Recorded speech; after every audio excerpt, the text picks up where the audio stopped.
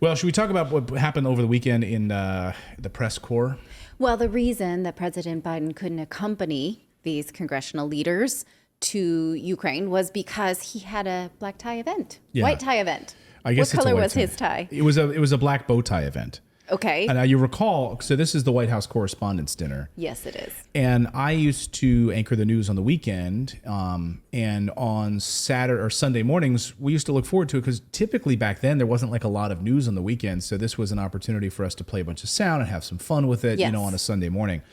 Now it's just weird. Now 6 years, President Trump didn't go to it. He stopped going to it for 6 years. So it's how President COVID shut it down. Mm-hmm. It's become, it's an anachronistic, I'm going to say. Yeah. It's something that should not still exist, but it does as this sort of like tongue-in-cheek show to the rest of us that like, hey, the president and the administration sort of participates in this freedom of speech. We ordain it. We're all here together. It's okay, right? And Joe Biden is trying to earn himself back this jovial uncle type reputation. So he showed up with the sort of like fist to the jaw, hey, Daddy's types here. Jokes. Yeah. Papa Joe is here. He had a lot to say though about disinformation over the past few days. We're gonna learn a lot more about this sort of Stalin level disinformation board and the liars that are going to run it. But first, it was the White House Correspondents Dinner where President Biden came to make some jokes at the press, get roasted by comedians. They do that from time to time. Trevor Noah was there, kind of roasting the president a little bit. President Biden has awareness about this, and he asked a very important question out of the gate, which I think was on all of our minds, actually, and I'm glad he actually said it. The awareness was thick. We come here to answer a very important question in everybody's mind.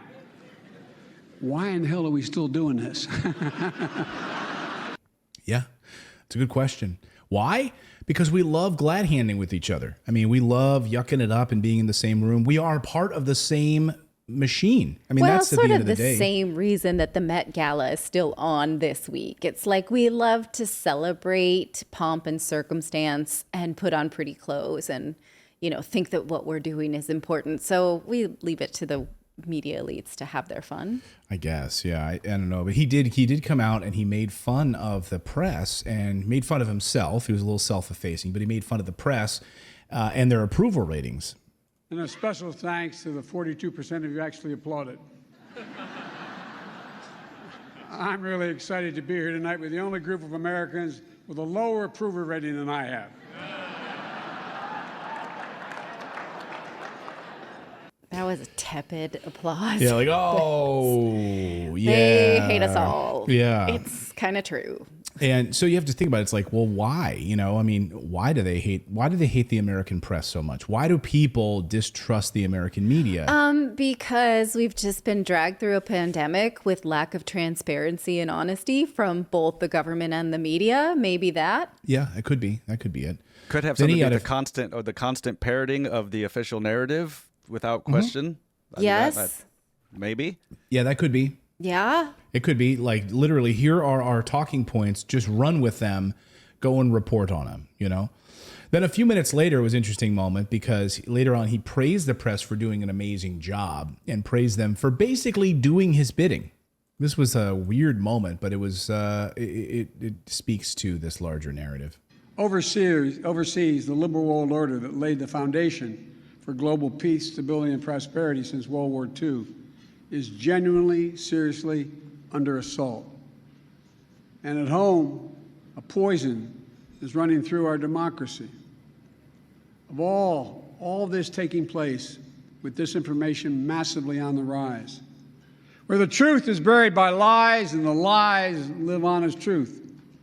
What's clear, and I mean this from the bottom of my heart, that you, the free press, matter more than you ever did in the last century. No, I really mean it. The free press. Well, I'm going to try and make the point later in the show that the press maintains this sort of illusion of freedom because it is doing exactly what the government wants it to do. It's becoming a way of removing our First Amendment rights, doing something that the government can't do. Right. So, and also, I just want to stop using that word, but we'll get there. Yeah, I mean, well, it's such a weird event, and they're all, everyone in that room, they're part of a machine. They're part of a billionaire-run media narrative. When he talks about the free press, I mean, when you have the White House having meetings with the members of the press, telling them what to say, here's what we want you to go with. Here's what we want you to report. Or the U.S. government spending $1 billion on advertisement for the COVID vaccine on their media networks. They are not separate institutions. Right. We'd like to say like, oh, the press is like the fourth arm of the government. That is not true. It's just not true anymore. Yeah, it's really if it ever sad. was. No, and I mean, and it's amazing to watch like the press run with those ridiculous stories over the past few days about like the ghost of Kyiv, like how, when Russia does it, it's lies and disinformation. But when Ukraine does it, it's folklore. How Ukraine's ghost of Kiev legend was born. Mm-hmm. So this story was debunked this week, and the Ukrainian government came out and said it was a hoax. It was not true. Well, they said the spirit of it, though, is what we wanted. It's like, what's that song? 10, 20, 30, 50 or more. The Bloody Red Baron. Oh, yeah. It's the Red Baron. Yeah, it's like that. Yeah.